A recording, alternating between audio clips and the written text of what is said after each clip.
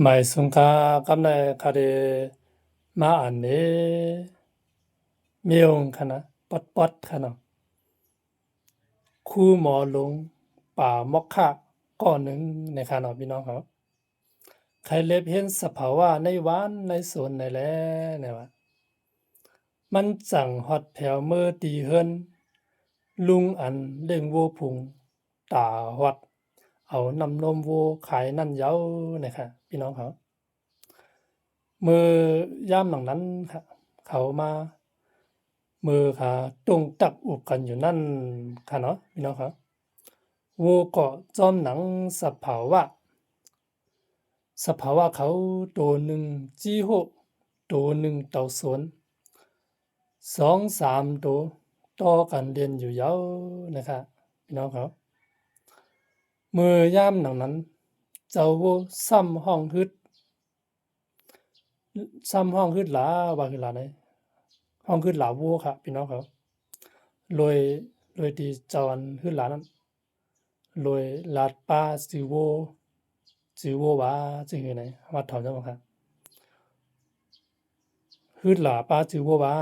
เอหมุนเอเกียงเอหลำในแต่กะอำนาจคู่หมอลงได้ยินดังนั้น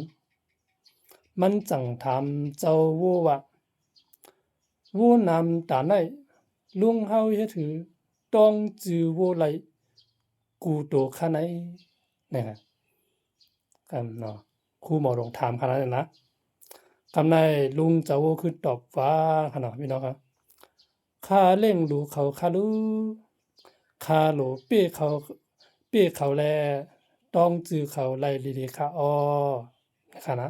เจ้าโวตอบว่านั่นนะคำในคู่หมอลงจังอ้ามหลงอ้ามหลังสิวะ lý tư yào kha quay khá đe ẩm đong dư lục hiên kha lại đăng mốt mơ kha mơ khá khả na mơ khá tức hoàn là hăng cả na mơ khá tức hoàn là hăng cả như nó đấy cam này mê lung cháu vô chẳng chìm khá mà lạp cho mà hết hứมันเตรียมต้องจือโวเลยล่ะเลยค่ะล่ะในขณะมันหยิบนมวัว1 วันเป็น2-3ปอกในคราวนั้นเนี่ย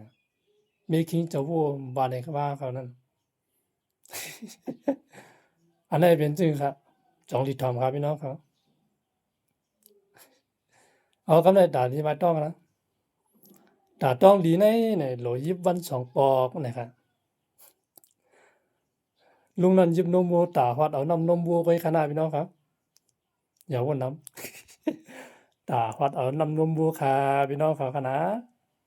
ดยากันไม่แทงค่ะข่าวเจ้าพ้นเตย้อนดีกันค่ะบายบายจองดีทอมค่ะ